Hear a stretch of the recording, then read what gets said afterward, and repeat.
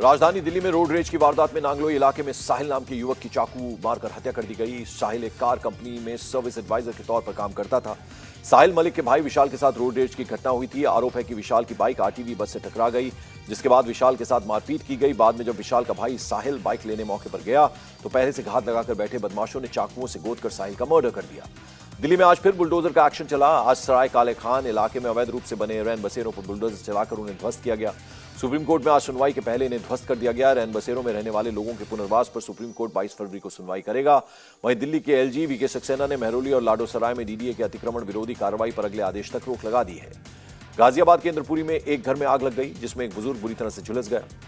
Fire brigade की team ने आग पर काबू पाया और पुलिस ने घायल शख्स को अस्पताल में भर्ती कराया। आग से घर में रखा सारा सामान जलकर खाक हो गया है। शॉर्ट सर्किट से आग लगने की आशंका जताई जा रही है।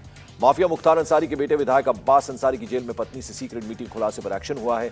पत्नी निकहत को जेल भेजने के बाद अब्बास की भी जेल बदल दी गई है। आज सुबह ही पुलिस अब्बास को भारी सुरक्षा के साथ चित्रकूट जेल से कासगंज लेकर गई। फ्रीडम ऐप से सीखकर आपने पौधशाला की शुरुआत की है क्या? अगर ऐसा है तो आप अपने पौधों को 1 करोड़ फ्रीडम ऐप के जो ग्राहक हैं उन्हें बिना किसी खर्चे के आप उसे बेच सकते हैं।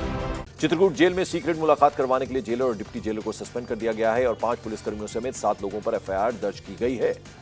झारखंड के पलामू में शिवरात्रि के पहले 2 समुदायों में भिड़ंत हो गई। शिवरात्रि के मौके पर तोरण द्वार बनाने पर मुस्लिम समुदाय ने आपत्ति जताई, जिस पर हिंदू समुदाय के लोगों से कहासुनी शुरू हो गई और देखते ही देखते दोनों पक्षों में जमकर पथराव हुआ। बाद में पेट्रोल बम से भी हमले किए गए। इलाके में तनाव की स्थिति बनी हुई है।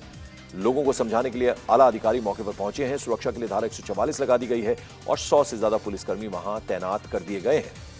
मुंबई के वर्ली में एक निर्माणाधीन इमारत में कंक्रीट का स्लैब गिर गया। हादसे में 2 लोगों की मौत हो गई। स्लैब बिल्डिंग की 42वीं मंजिल से गिरा, जिससे इमारत के नीचे खड़ी कई गाड़ियों को नुकसान पहुंचा। मौके पर पहुंची पुलिस ने शवों को पोस्टमार्टम के लिए भेज दिया है। महाराष्ट्र के सोलापुर में एमआईडीसी परिसर में बनी रबर फैक्ट्री में भीषण आग लग गई। फायर ब्रिगेड की टीम ने बड़ी ही मशक्कत के बाद आग पर काबू पाया। आग लगने के कारण रबर फैक्ट्री बुरी तरह से जलकर खाक हो गई। रबर फैक्ट्री से सटे 2 से 3 अन्य फैक्ट्री भी आग की चपेट में आ गई। मध्य प्रदेश के सीहोर में तेज रफ्तार बस पलट गई, जिससे बस में सवार 35 लोग घायल हो गए। घायलों को हॉस्पिटल में भर्ती कराया गया है। बस को ओवरटेक करने के दौरान ड्राइवर ने बस पर से अपना कंट्रोल खो दिया। पुलिस अब हादसे की जांच कर रही है। पश्चिम बंगाल के 924 परगना जिले में बड़ा हादसा हो गया। एक जूट मिल में तेजी से आग फैल गई। इसके बाद इलाके में अफरा तफरी मच गई। लोगों ने फैक्ट्री में आग लगने की जानकारी फायर ब्रिगेड को दी। इसके बाद मौके पर फायर ब्रिगेड की 3 गाड़ियां पहुंची।